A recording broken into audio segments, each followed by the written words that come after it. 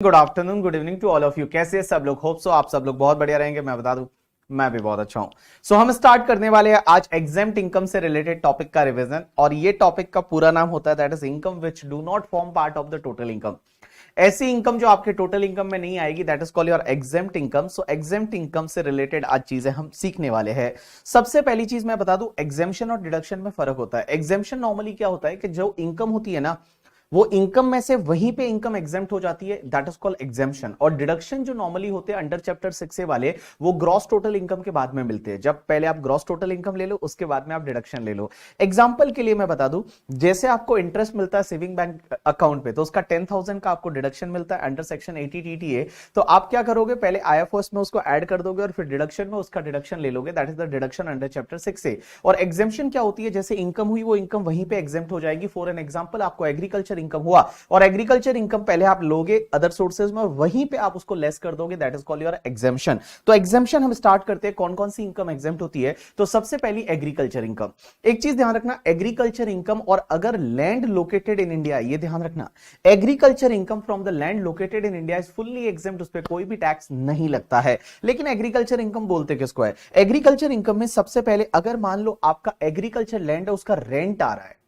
Mean suppose for an example, मेरी एक agriculture land है राजस्थान में, मैंने उसको किसी को भाड़े पे दिया और उसका जो रेंट आ रहा है ना, वो rent is also agriculture income, वो रेंट भी एग्जेम्प्ट है। या फिर मैंने वहां पे एग्रीकल्चर प्रोड्यूस कोई भी ग्रो किया और उसके बाद में मैंने उसको बेचा, तो उससे जो इनकम होती है वो भी एग्रीकल्चर इनकम में फुल्ली एग्जेम्प्ट हो जाएगी। या फिर मान लो ऐसा कोई भी फार्म हाउस है, फार्म हाउस का रेंट आता है, rent of farm house. Farm house का मतलब क्या होता है कि अगर ऐसा कोई भी ऐसे गोडाउन वगैरह बना रखा है और जो आपके एग्रीकल्चर लैंड के पास में है, और वो फार्म हाउस को आप किसके लिए दे रहे हो पता है? या तो किसी को कोई भी एग्रीकल्चर प्रोड्यूस स्टोर करने के लिए दे रहे हो, या जो वर्कर वगैरह काम करते हैं वो वहां पे रहते हैं, वहां पे सोते हैं, उसके लिए as a dwelling unit use हो रहा है, तो उस केस में क्या होगा, उसकी जो इनकम है वो पूरी एग्जेम्प्ट हो जाएगी। तो मैंने क्या बोला, एग्रीकल्चर इनकम में तीन चीजें आएगी। सबसे पहला तो अगर मान लो आपको एग्रीकल्चर लैंड का रेंट मिलता है, या एग्रीकल्चर प्रोड्यूस आप सेल करते हो, ग्रो करके और सेल करते हो, वो एग्रीकल्चर इनकम है। एज वेल एज द अगर कोई फार्म हाउस है जो एज अ ड्वेलिंग यूनिट किसी को दे रखा है, या एज अ वेयर हाउस किसी को दे रखा है, और उसका जो भी रेंट आएगा वो भी एग्रीकल्चर इनकम है। और नर्सरी से जो इनकम होती है,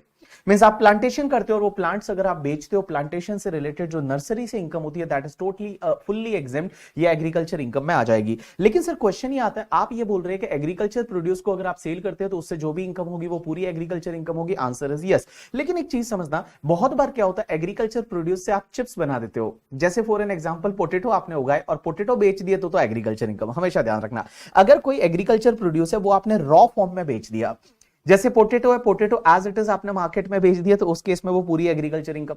लेकिन आपने क्या किया, वो पोटैटो से शुगर बनाई, सॉरी पोटैटो से शुगर कैसे बना सकते हैं, पोटैटो से आपने क्या किया, चिप्स बनाई और चिप्स बना के बेची, तो क्या ये एग्रीकल्चर इनकम है? Answer is no. उसमें पार्टली एग्रीकल्चर होगी, पार्टली बिजनेस इनकम होगी।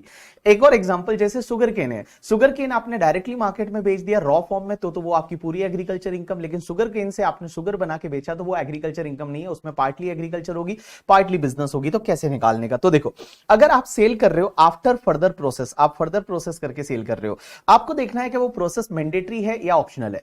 अगर कोई भी प्रोसेस है वो मैंडेटरी है, जैसे सेल करने के लिए कुछ प्रोसेस होती है वो मैंडेटरी होती है, तो क्या होगा, भले वो प्रोसेस करने के बाद बेच रहे हो तो भी आपकी टोटल इनकम एग्रीकल्चर इनकम हो जाएगी। लेकिन अगर वो प्रोसेस ऑप्शनल होती है, जैसे पोटैटो से चिप्स बनाने की प्रोसेस है वो ऑप्शनल है, या फिर आपका शुगर केन से शुगर बनाने की जो प्रोसेस है वो ऑप्शनल है, क्योंकि शुगर केन भी बिकता है, पोटैटो भी बिकता है, तो उस केस में क्या होगा, कुछ पार्ट की इनकम आपकी एग्रीकल्चर होगी और कुछ आपकी इनकम बिजनेस होगी। कैसे आप निकालोगे, तो एग्रीकल्चर इनकम के लिए आप एक काम करिए कि जो एग्रीकल्चर प्रोड्यूस आपने फर्दर प्रोसेस किया है, जो एग्रीकल्चर प्रोड्यूस आपने फर्दर प्रोसेस किया है, एग्जांपल के लिए पोटैटो को जितना आपने चिप्स बनाने के लिए डाला है, या फिर जो शुगर केन आपने फर्दर प्रोसेस किया है, उसका आप फेयर मार्केट वैल्यू ले लीजिए। आप एक काम करिए, fair market value of agriculture produce जो आपने फर्दर प्रोसेस किया है वो आप ले लीजिए, और माइनस कर दीजिए जो कॉस्ट ऑफ एग्रीकल्चर प्रोड्यूस, जो कल्टीवेशन का वगैरह कॉस्ट था वो माइनस कर दीजिए, जो भी बचेगा that is called your agriculture income, और ये एग्जेम्प्ट हो जाएगी।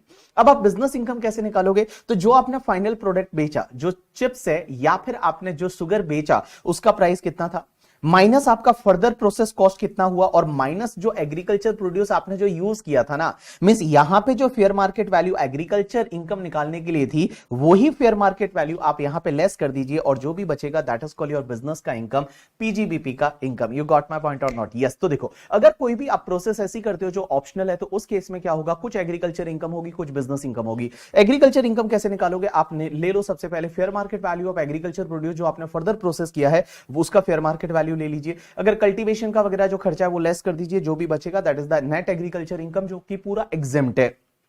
उसके बाद में जो आपका बिजनेस इनकम कैसे निकालोगे, जो आपने चिप्स या फिर शुगर बेचा उसका कितना सेलिंग प्राइस है, माइनस कर दीजिए जो एग्रीकल्चर प्रोड्यूस आपने यूज किया था उसका फेयर मार्केट वैल्यू, और फर्दर प्रोसेस कॉस्ट को आप माइनस कर दीजिए, आपको जो बचेगा that is called your business का इनकम। अब एक चीज समझना, कुछ ऐसे प्रोडक्ट होते हैं, एग्जांपल के लिए आपका टी, कॉफी एंड रबर, उसमें क्या होता है, टी, कॉफी एंड रबर में जैसे आप ग्रो करते हो तो ऑब्वियसली टी जो ग्रो करोगे वो पत्ती आएगी लाइक ग्रीन कलर की, ठीक है। अब क्वेश्चन ये आता है कि सर वो पत्ती को बेच दिया तो उस केस में ऑब्वियसली आपका पूरा एग्रीकल्चर इनकम है, लेकिन ऑब्वियसली चाय ऐसे नहीं बेचते हैं लोग, क्या करते हैं उसको प्रोसेस करने के बाद उसमें बहुत सारे लाइक प्रोसेस होते हैं, उसको सुखाते हैं, उसको क्रश करते हैं, बहुत सारी उसमें चिकोरी मिलाते हैं, कभी नहीं मिलाते, बहुत सारी प्रोसेस होती है, और वो प्रोसेस करने के बाद अगर आप बेचते हो तो उस केस में क्या होगा। तो गवर्नमेंट ने क्या किया, स्टैंडर्ड रूल बना दिए, गवर्नमेंट ने स्टैंडर्ड रूल बना दिए, that is the rule number 8, rule number 7B and rule number 7A। किसके लिए? टी, कॉफी एंड रबर के लिए। सबसे पहले टी की बात करूंगा। तो टी के केस में गवर्नमेंट ने बोला कि एक काम करो, अगर आप टी को ग्रो करते हो और फिर मैन्युफैक्चर करके और टी को बेच देते हो, चाय पत्ती बेच देते हो, तो उस केस में आपका 40-60 होगा, 40% आपका बिजनेस एंड 60% एग्रीकल्चर। अगर आप grow and manufacture of coffee में हो और कॉफी को आप ग्रो करके और क्योर करके बेच देते हो, मींस ग्रो और क्योर करके आप बेच देते हो, तो 25-75% होगा, means 25% business income and 75% agriculture income. लेकिन अगर आप कॉफी को ग्रो क्योर के साथ में और भी कुछ एक्टिविटी करते हो, जैसे रोस्टेड, ग्राउंडेड, वो एक्टिविटी भी करते हो, अगर रोस्टेड या ग्राउंडेड भी करते हो, तो उस केस में क्या होगा, आपका 40-60 हो जाएगा, 40% बिजनेस एंड 60% एग्रीकल्चर। और in case of the rubber, rubber को आप ग्रो मैन्युफैक्चर करके बेचते हो, तो रबर के केस में आपका 35% है वो बिजनेस होगा और 65% एग्रीकल्चर। तो देखो, टी के केस में 40-60, कॉफी के केस में ग्रोन एंड क्योर है तो 25-75, अगर ग्रोन क्योर रोस्टेड ग्राउंडेड है तो 40-60, एंड रबर के केस में 35-65। एक बात समझना, बहुत बार क्या होता है, ये परसेंटेज तो याद रह जाते हैं लेकिन आप भूल जाते हो कौन सा किसका था। ऐसे याद रखने का, इंडिया का major population is doing the agriculture, ये तो आपको याद है, इंडिया का जो मेजर पॉपुलेशन है वो एग्रीकल्चर एक्टिविटी करता है, तो ये ध्यान रखना, जो ज्यादा वाला परसेंटेज है, जो हायर परसेंटेज है, that is toward the agriculture.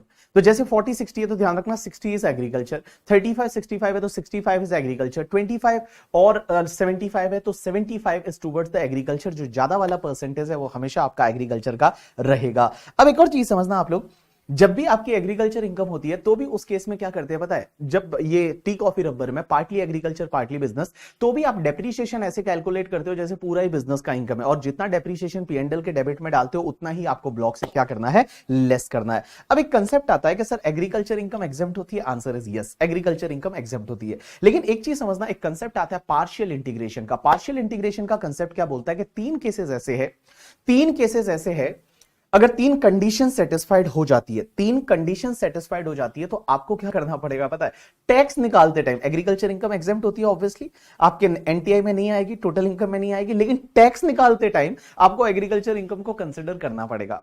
आप क्या करेंगे पता है, पहले आप नॉन एग्रीकल्चर इनकम लेंगे और एग्रीकल्चर इनकम को उसमें ऐड करेंगे, मींस आपकी टोटल इनकम में एग्रीकल्चर इनकम को ऐड करेंगे, उस पर टैक्स निकालेंगे, और फिर उसमें से लेस क्या करेंगे पता है, जो आपका basic exemption plus agriculture income उसको जोड़ के उस पे जो टैक्स आएगा वो लेस कर देंगे, और लास्ट में जो बचेगा उतना टैक्स आपको पे करना पड़ेगा।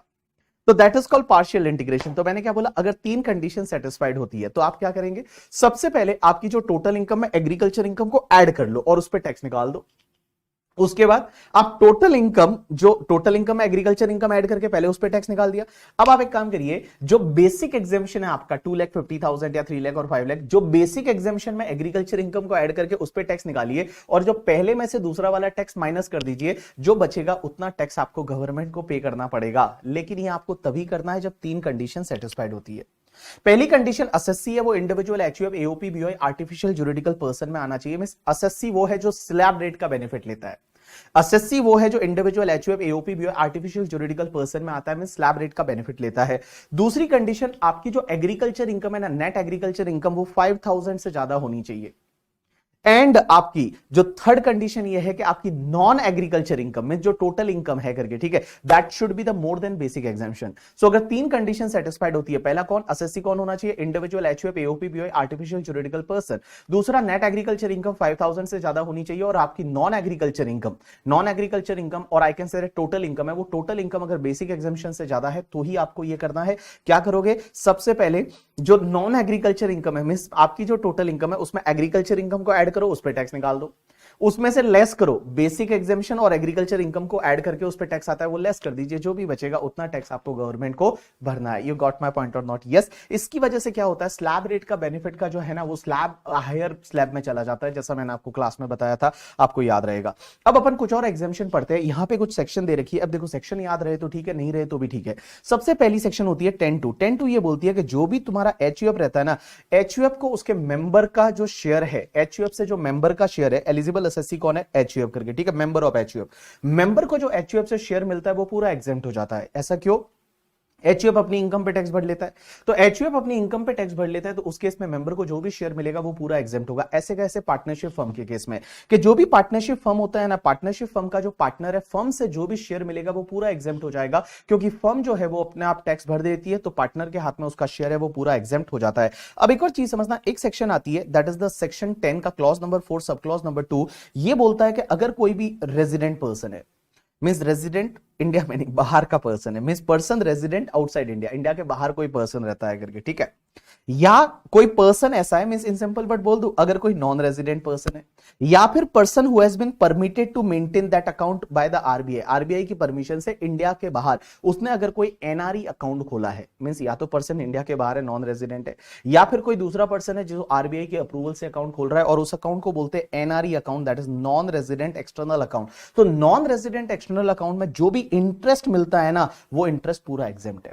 तो आप इसको ऐसे याद रखेंगे, अगर कोई नॉन रेजिडेंट है और उसका एनआरई अकाउंट है, एनआरई अकाउंट पे जो भी इंटरेस्ट मिलेगा that is totally exempt. NRE account पे जितना भी इंटरेस्ट मिलेगा that is the totally exempt. अब एक और चीज समझना, अगर कोई इंडिविजुअल है और ये इंडिविजुअल कौन है, not being a citizen of India, means Indian citizen नहीं है।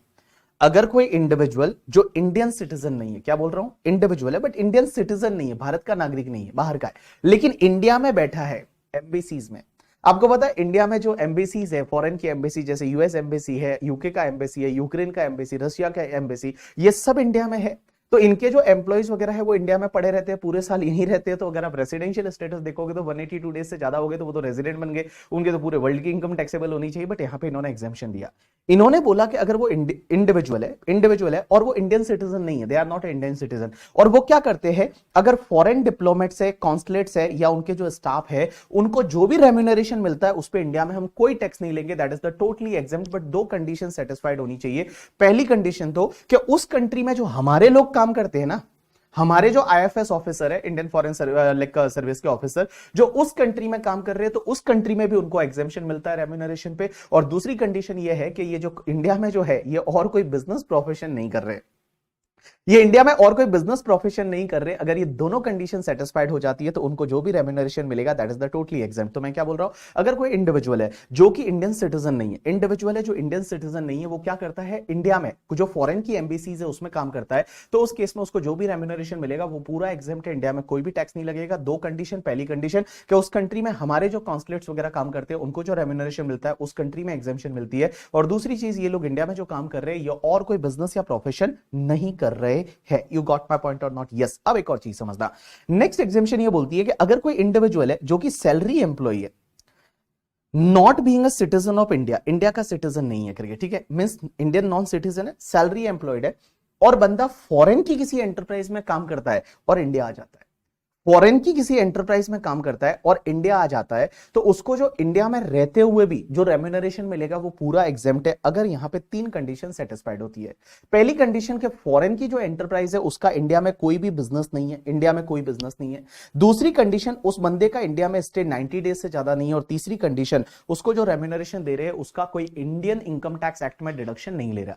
एग्जाम्पल के लिए मैं बता दूं, एक बात बताओ, एक फॉरेन में एक लाइक जिसको बोलते हैं एक आई थिंक डी मार्ट, ऐसा डी मार्ट नहीं, एक दूसरा है, ठीक है, सुपर मार्ट, फॉरेन का एक कंपनी है मान लो, that is the name Walmart. Walmart याद आया, वॉलमार्ट। हाँ, तो एक बात बताओ, यूएस का एक कंपनी है जिसका नाम है वॉलमार्ट। तो वॉलमार्ट में बहुत सारे एम्प्लॉइज वगैरह काम करते हैं। अब एक बात समझता, एक एम्प्लॉइज को इंडिया भेजा कि देख क्या हो इंडिया में क्या हो रहा है, इंडिया में जो है डी मार्ट है या बिग बाजार है वो कैसे काम कर रहे हैं। तो वो बंदा इंडिया आता है और इंडिया में आने के बाद देखता है और इंडिया में रहता है 50-60 दिन करके, ठीक है, उसके बाद चला जाता है, उसको सैलरी तो मिल ही रही थी, क्वेश्चन ही आता है वो सैलरी इंडिया में टैक्सेबल होगी या नहीं। तो यहां पे लॉ मेकर्स क्या बोलते हैं कि अगर कोई इंडिविजुअल है जो इंडियन सिटीजन नहीं है और वो इंडिया आता है और इंडिया में अगर उसको कोई रेम्यूनरेशन मिल रहा है, उसकी सर्विस, देखो फॉरेन एंटरप्राइज में काम कर रहा है बट इंडिया में कुछ दिन के लिए आता है, तो उस केस में उसको जो रेम्यूनरेशन मिल रहा है इंडिया में उस पर टैक्स हम नहीं लगाएंगे अगर 3 कंडीशन सेटिस्फाइड होती है। पहली कंडीशन, वॉलमार्ट का इंडिया में बिजनेस नहीं होना चाहिए।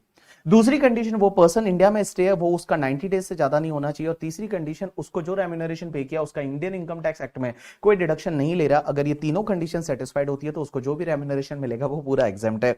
उसके बाद नेक्स्ट पार्ट, अगर कोई इंडिविजुअल है जो non resident who is not citizen of India, यहां नॉन रेजिडेंट भी बोला है और नॉन सिटीजन भी बोला है कि इंडियन नॉन सिटीजन होना चाहिए एज वेल एज द वो नॉन रेजिडेंट होना चाहिए। और वो क्या करता है पता है, इंडिया में आता है फॉरेन शिप पे, बहुत बार रहते हैं ना, बहुत सारे फॉरेन शिप इंडिया में आते हैं, मुंबई पोर्ट पे देखोगे पड़े रहते हैं बहुत दिन तक। तो यहां पे इन्होंने बोला कि अगर 90 डेज से ज्यादा का उसका स्टे इंडिया में नहीं है और वो फॉरेन शिप पे काम करता है तो उसको जो भी इनकम मिलेगी, वो रेम्यूनरेशन जो मिलेगा वो एग्जेम्प्ट है, उस पर इंडिया में हम टैक्स नहीं लेंगे। तो देखो, अगर कोई इंडिविजुअल है नॉन रेजिडेंट के साथ, इंडियन नॉन सिटीजन है और वो इंडिया में आता है और फॉरेन शिप पे काम करता है, तो 90 डेज से ज्यादा अगर इंडिया में स्टे नहीं है तो उस केस में उसको जो भी रेम्यूनरेशन मिलेगा वो एग्जेम्प्ट है, उस पे हम इंडिया में कोई भी टैक्स नहीं लेंगे। अब एक और चीज समझना, यहां पे एक और सेक्शन है, वो बोलती है कि अगर कोई नॉन रेजिडेंट या फॉरेन कंपनी है, वो क्या करते हैं, कुछ टेक्निकल सर्विस देते हैं। किसको टेक्निकल सर्विस देती है? एनटीआरओ को। एनटीआरओ का मतलब होता है नेशनल टेक्निकल रिसर्च ऑर्गेनाइजेशन, ये अपने गवर्नमेंट ऑर्गेनाइजेशन है और गवर्नमेंट ऑर्गेनाइजेशन है, उनको टेक्निकल सर्विस देते हैं। और वो टेक्निकल सर्विस जो देते हैं ना, उसके लिए उस नॉन रेजिडेंट फॉरेन कंपनी को अगर कोई रॉयल्टी का इनकम मिलता है या फीस फॉर टेक्निकल सर्विस का इनकम मिलता है, मींस उनको रॉयल्टी मिलता है या फीस फॉर टेक्निकल सर्विस का पैसा मिलता है, तो वो पैसा पूरा एग्जेम्प्ट है। तो देखो, नॉन रेजिडेंट फॉरेन कंपनी जो है उन्होंने क्या किया, इंडिया में एक ऑर्गेनाइजेशन है जिसका नाम है नेशनल टेक्निकल रिसर्च ऑर्गेनाइजेशन, ये गवर्नमेंट का अथॉरिटी है और इनको उन्होंने कोई सर्विस दिया और वो सर्विस से रिलेटेड अगर रॉयल्टी और फीस फॉर टेक्निकल सर्विस इस नॉन रेजिडेंट फॉरेन कंपनी को मिलता है, वो पूरा एग्जेम्प्ट हो जाएगा, उस पर इंडिया में कोई भी टैक्स नहीं लगेगा। अब एक और चीज समझना, जो भोपाल गैस विक्टिम है उनको कोई भी कंपनसेशन मिलेगा वो पूरा एग्जेम्प्ट है, उस पर कोई टैक्स नहीं लगेगा। भोपाल में आपको पता है पहले एक वो हुआ था गैस का वगैरह, उसकी वजह से काफी लोगों की डेथ वगैरह हुई थी, तो वहां पे भोपाल गैस विक्टिम है उनको जो भी कंपनसेशन मिलेगा that is the totally exempt. उसके बाद लॉ मेकर्स बोलते हैं कि अगर कोई कंपनसेशन रिसीव्ड होता है on account of the disaster of the by from the central government, state government और लोकल अथॉरिटी, जैसे मान लो फॉर एन एग्जांपल ऐसा कोई नेचुरल कैलामिटी वगैरह आ जाए करके, ठीक है, और उसकी वजह से कोई भी कंपनसेशन गवर्नमेंट देती है, जैसे होता है ना बाढ़ आ गई या भूकंप आ गया तो गवर्नमेंट 1-1 लाख रुपए का सबको हर्जाना देती है, 1-1 लाख रुपए का सबको कंपनसेशन देती है, तो that is the totally exempt, वो पूरा एग्जेम्प्ट हो जाएगा, उस पर कोई भी टैक्स नहीं लगेगा। तो मैंने क्या बोला, अगर कोई भी डिजास्टर होता है, डिजास्टर के बाद में अगर सेंट्रल गवर्नमेंट, स्टेट गवर्नमेंट या लोकल अथॉरिटी कोई कंपनसेशन देती है, that is the fully exempt, उस पर कोई भी टैक्स नहीं लगेगा। अब एक और चीज समझना, जो सुकन्या समृद्धि अकाउंट स्कीम होता है, जो बच्ची के नाम पे पर्टिकुलर एज से पहले पहले एक अकाउंट खोलना पड़ता है, that is called Sukanya Samriddhi account scheme, उसका जो इंटरेस्ट होता है ना, वो interest as well as the उसका जो मैच्योरिटी अमाउंट है वो पूरा एग्जेम्प्ट है। तो जिसको भी मिलेगा उसका जो भी इंटरेस्ट है as well as the maturity amount है वो पूरा एग्जेम्प्ट है, उस पर कोई भी टैक्स नहीं लगता। अब एक और चीज समझना, अगर किसी को स्कॉलरशिप मिलती है, एजुकेशनल स्कॉलरशिप है, तो वो पूरा एग्जेम्प्ट है, उस पर कोई भी टैक्स नहीं लगेगा। जो एमपी एमएलए होते हैं ना, एमपी एमएलए, वो एमपी एमएलए को 2 तरह के अलाउंसेस मिलते हैं, जिसको बोलते हैं डेली अलाउंस और कॉन्स्टिट्यूएंसी अलाउंस। ये daily allowance and constituency allowance है, ये पूरे एग्जेम्प्ट है। तो अगर एमपी एमएलए को डेली और कॉन्स्टिट्यूएंसी अलाउंस है वो पूरे एग्जेम्प्ट है, लेकिन अगर सैलरी मिलती है तो वो टैक्सेबल है। तो डेली और कॉन्स्टिट्यूएंसी अलाउंस है वो पूरे एग्जेम्प्ट है, सैलरी है वो टैक्सेबल है। अब एक और चीज समझना, अगर कोई भी अवार्ड्स मिलते हैं किसी भी पर्सन को, अवार्ड्स का मतलब अवार्ड्स फॉर द लिटरेरी और साइंटिफिक और आर्टिस्टिक वर्क और other award by the government, means government से अवार्ड मिलते हैं, जैसे भारत रत्न मिला या फिर मान लो भारत रत्न है, पद्म विभूषण है, पद्मश्री है, अगर ये अवार्ड्स मिलते हैं तो ये अवार्ड्स का जो भी पैसा है ना वो पूरा एग्जेम्प्ट होता है, उस पर कोई भी टैक्स नहीं लगता। तो अगर कोई भी अवार्ड्स है जो लिटरेरी, साइंटिफिक और आर्टिस्टिक वर्क और other award by the government, government ये अवार्ड देती है, तो उसका जो भी मिलेगा that is the totally exempt, उस पर कोई भी टैक्स नहीं लगेगा। अब एक और चीज समझना है यहाँ पे कि अगर कोई भी पर्सन है, उस किसी भी पर्सन को पेंशन मिलता है, और पेंशन किस पर्सन को मिल रहा है पता है, जो सेंट्रल गवर्नमेंट, स्टेट गवर्नमेंट का एम्प्लॉय था और जिसको परमवीर चक्र या फिर महावीर चक्र से अवार्ड किया गया था। मींस उसको परमवीर चक्र या फिर महावीर चक्र जो है उससे अगर उसको पहले अवार्ड किया गया था, वीर चक्र, परमवीर चक्र, महावीर चक्र मिला था, और उसको जो पेंशन मिलती है ना वो पेंशन पूरी एग्जेम्प्ट हो जाएगी, उस पर कोई भी टैक्स नहीं लगेगा। और लास्ट पार्ट, जो भी सिक्किम के लोग हैं, सिक्किम इंडिविजुअल है जो सिक्किम में रहते हैं, जो मेन सिक्किमीज लोग हैं, उनको जो भी इनकम है वो एग्जेम्प्ट होगी। कौन कौन सी एग्जेम्प्ट होगी पता है? या तो कोई भी इनकम जो सिक्किम के सोर्स से मिलती है, means any source of state of Sikkim, means income from any source in the state of the Sikkim, Sikkim state में किसी भी सोर्स से उनको इनकम होती है, या फिर कहीं से भी उनको डिविडेंड या इंटरेस्ट ऑन सिक्योरिटी मिलता है, वो एग्जेम्प्ट है। तो मैंने क्या बोला, सिक्किमीज जो लोग हैं उनको दो तरह की इनकम एग्जेम्प्ट होगी। एक तो सिक्किमीज सोर्स से कुछ भी मिलता है, भले सिक्किम में बिजनेस करते हैं, वो भी इनकम है, वो एग्जेम्प्ट है।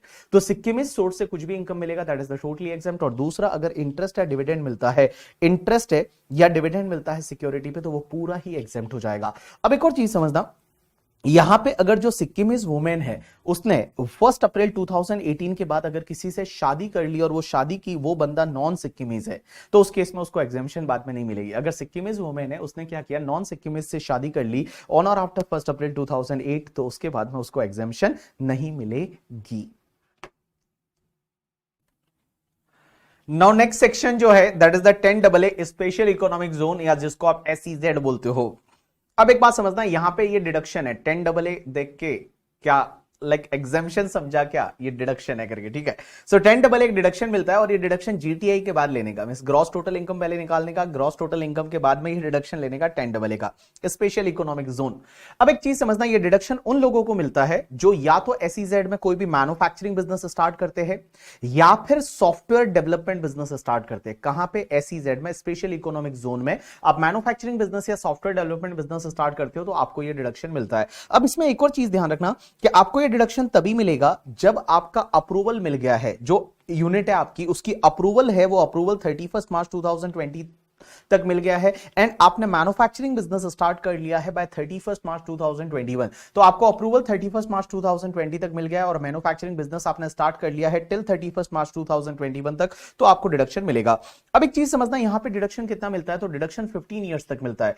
फर्स्ट 5 ईयर्स में आपको डिडक्शन मिलेगा 100% ऑफ एक्सपोर्ट प्रॉफिट, मींस जो भी आपका एक्सपोर्ट प्रॉफिट है उसका 100% of export profit in the first 5 year. Second 5 year में आपको डिडक्शन मिलेगा 50% ऑफ एक्सपोर्ट प्रॉफिट, और थर्ड 5 ईयर में आपको डिडक्शन मिलेगा या तो 50% ऑफ एक्सपोर्ट प्रॉफिट, या जितना आपने SEZ री इन्वेस्टमेंट रिजर्व में पैसा डाला, विच एवर इज लोअर।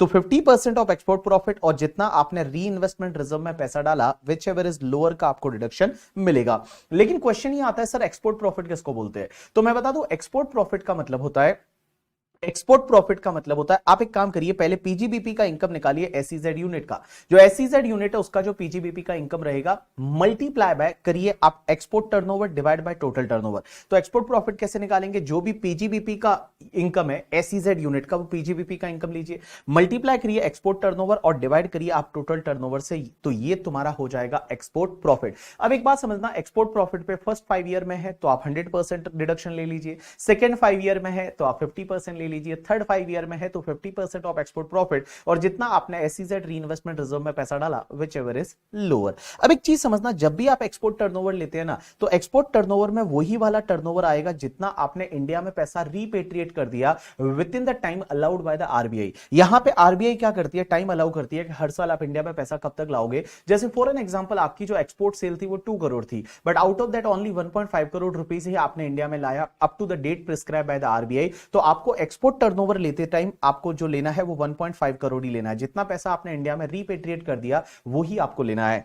अब एक और चीज समझना, अगर आपने इंडिया के बाहर कोई अकाउंट खोला है और वो अकाउंट जो है वो RBI के अप्रूवल के साथ में खोला है, तो उस अकाउंट में अगर पैसा आ गया ना, तो ये मान लिया जाएगा पैसा इंडिया में आ गया। मैंने क्या बोला, इंडिया के बाहर अगर आपने अकाउंट खोला है with the approval of the RBI और उस अकाउंट में अगर पैसा आ गया, तो ये मान लिया जाएगा कि वो पैसा इंडिया में आ गया। अब एक और चीज समझना, आपने जो पैसा जो इसमें डाला था, जिसमें SEZ री इन्वेस्टमेंट रिजर्व अकाउंट में, ये पैसा कब डालना पड़ता है? जो आपको 11 से 15 ईयर्स तक अगर डिडक्शन चाहिए, मींस 10 ईयर के बाद जो लास्ट 5 ईयर रहते हैं उसमें अगर डिडक्शन चाहिए, लिए तो आपको एसईजेड री इन्वेस्टमेंट रिजर्व में पैसा डालना पड़ता है। अब क्वेश्चन ही आता है, ये एसईजेड री इन्वेस्टमेंट रिजर्व में जो पैसा डाला है उसका करेंगे क्या? तो उसको आपको विड्रॉ करके यूज करना है for the purpose of plant and machinery खरीदने के लिए। और प्लांट एंड मशीनरी आपको acquired and put to use करना है within 3 years from the end of the financial year in which that reserve was created. तो reserve अगर इस साल में क्रिएट किया था तो इस ईयर के एंड से 3 इयर्स के अंदर अंदर, इस ईयर के एंड से 3 इयर्स के अंदर अंदर आपको new plant and machinery acquired करनी है और उसको पुट टू यूज करनी है। क्या करनी है? पुट टू यूज करनी है।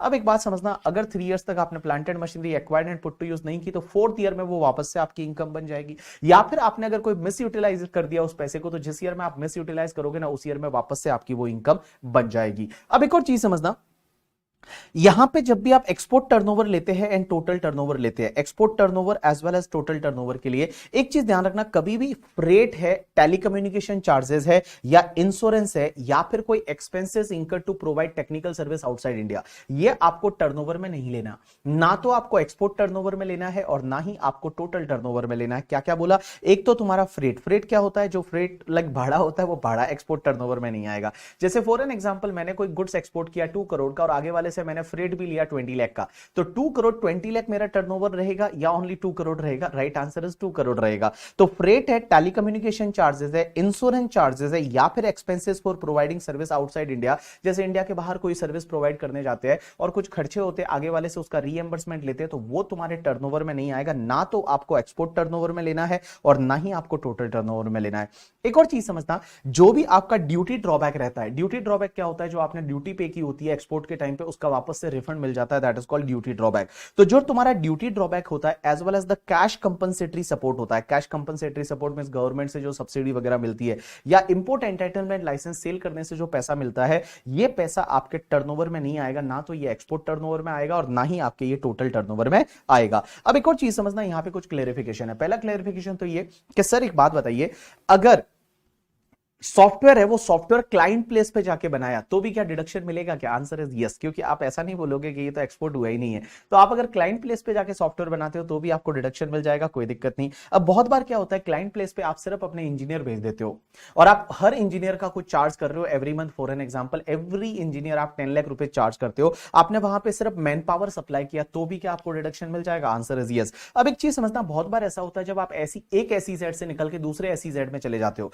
जैसे पहले मान लो आप सूरत एसईजेड में थे, वहां से निकल के और आप मदुरई एसईजेड में चले गए, तो यहां पे क्या आपने एसईजेड जब चेंज किया तो आपको डिडक्शन कंटिन्यू रहेगा? Answer is yes. जैसे 15 इयर्स के लिए डिडक्शन मिलता है, उसमें से 7 इयर्स के लिए आपने पहली जगह ले लिया तो 8 इयर्स के लिए आप दूसरी जगह ले सकते हैं। एक और चीज समझना, बहुत बार ओनरशिप चेंज हो जाती है तो उस केस में कोई प्रॉब्लम नहीं, जो नया ओनर रहेगा वो रिमेनिंग ईयर्स के लिए डिडक्शन ले सकता है। जैसे किसी की डेथ हो जाती है और उसका बेटा वो बिजनेस को चला रहा है, तो बेटा जो है वो रिमेनिंग पीरियड के लिए डिडक्शन ले सकता है, कोई दिक्कत नहीं है। अब एक चीज समझना, एक सेक्शन 14A होती है और सेक्शन 14A क्या बोलती है कि अगर तुम्हारी इनकम एग्जेम्प्ट होती है ना तो आपके खर्चे अलाउ नहीं होते। अगर कोई इनकम एग्जेम्प्ट है तो उसके सामने खर्चे अलाउ नहीं होते, बड़ी लॉजिकल चीज है। जैसे फॉर एन एग्जांपल, आपको जो भी एग्रीकल्चर इनकम होती है वो एग्जेम्प्ट है तो उसके कोई खर्चे होते हैं, वो आपको कुछ भी नहीं करने, वो अलाउ नहीं होते। लेकिन बहुत बार कैसा होता है ना, पता है तुमको, कोई कोई ऐसी इनकम होती है जिसमें कुछ इनकम एग्जेम्प्ट है और कुछ इनकम टैक्सेबल है, बट उसका खर्चा जो है वो खर्चे को आप बाइफरगेट नहीं कर पाते।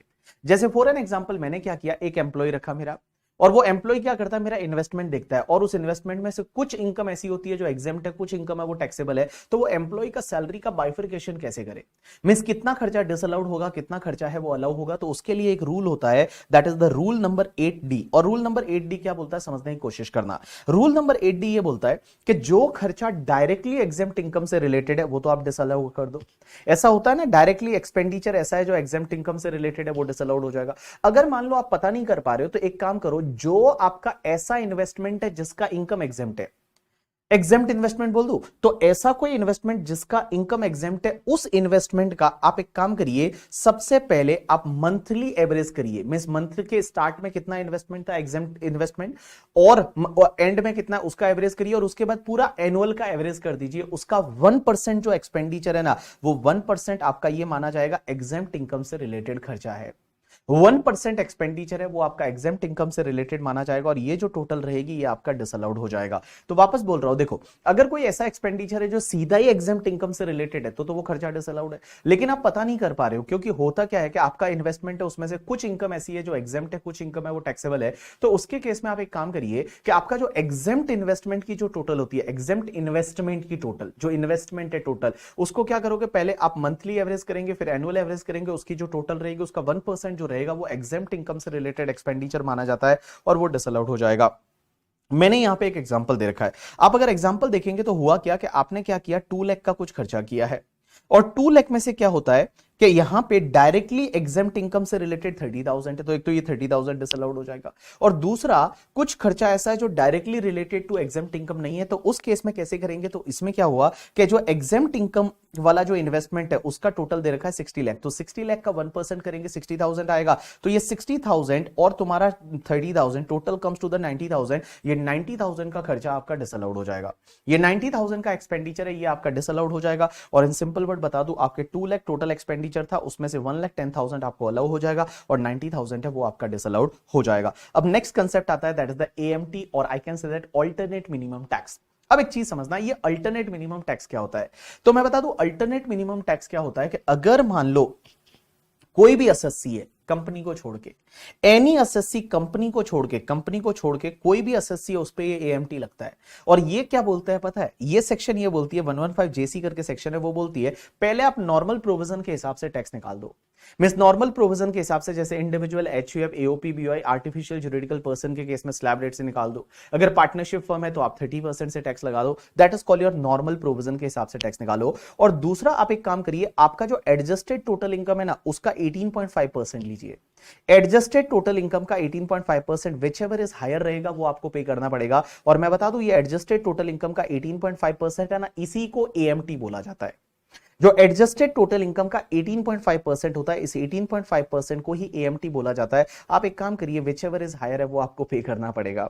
अब आप मुझे ये बोलेंगे कि सर एक तो नॉर्मल टैक्स निकाल दो पहले और दूसरा आप एडजस्टेड टोटल इनकम का 18.5% ले लीजिए, विच एवर इज हायर आपको पे करना पड़ेगा। मींस ये जो है इसी को एएमटी बोला जाता है। लेकिन एडजस्टेड टोटल इनकम होता क्या है, तो मैं बता दूं एडजस्टेड टोटल इनकम किसको बोलेंगे, पहले आप अपनी टोटल इनकम ले लीजिए और टोटल इनकम का मतलब होता है आप नेट टैक्सेबल इनकम एनटीआई ले लीजिए और उस एनटीआई में एक काम करिए, आप 3 तरह के डिडक्शन अगर लिए तो वापस एड बैक कर दीजिए। एक तो 10AA ये एसईजेड वाला अभी अपन ने सीखा, ये डिडक्शन आप एड बैक कर दीजिए। दूसरा 35AD जो अपन ने पीजीबीपी में पढ़ा था ना, वो 14 business, cold chain facility, warehousing, hospital, hotel वाला, वो सब स्लेरी पाइपलाइन एंड ऑल, तो वो आप ऐड कर दीजिए वापस।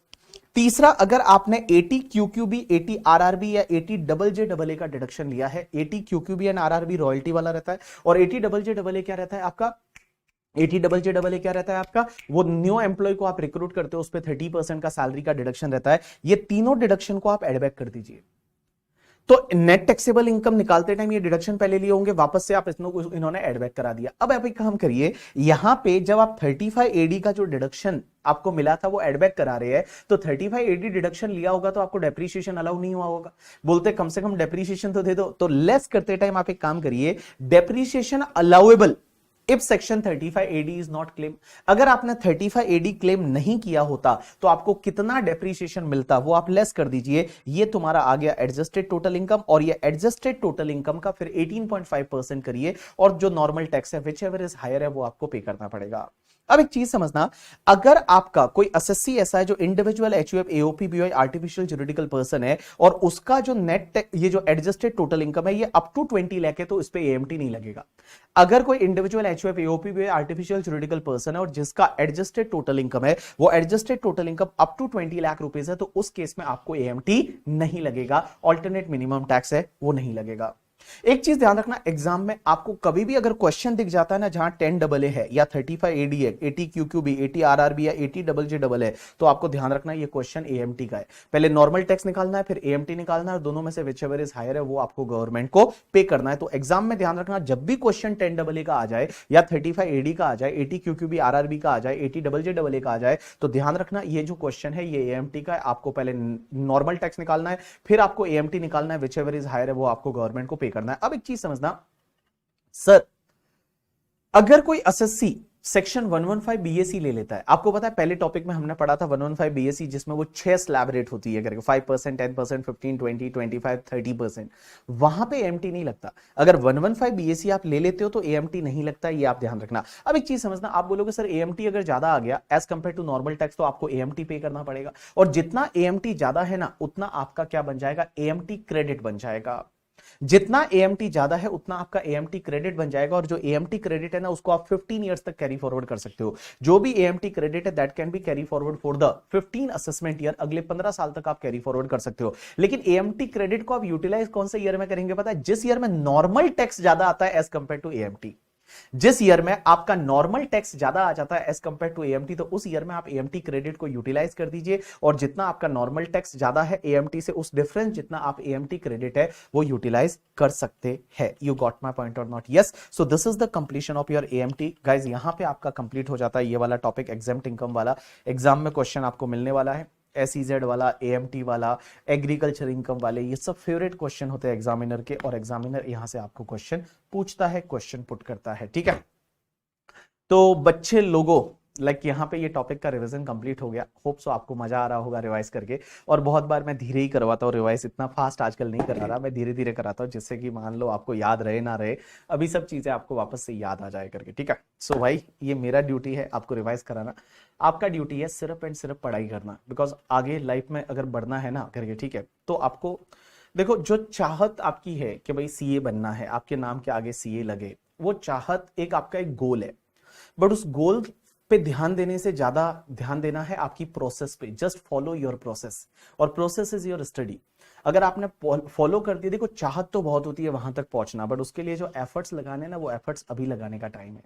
जो आपकी जो प्रोसेस है ना, वो प्रोसेस पे ध्यान देने का टाइम है, वो अभी है। So just focus to your process, आप अपनी प्रोसेस पे ध्यान दीजिए, आराम से आप लोग है वो आगे जाके सीए बन पाएंगे। ठीक है, चलो, thanks a lot people, that's enough for today from my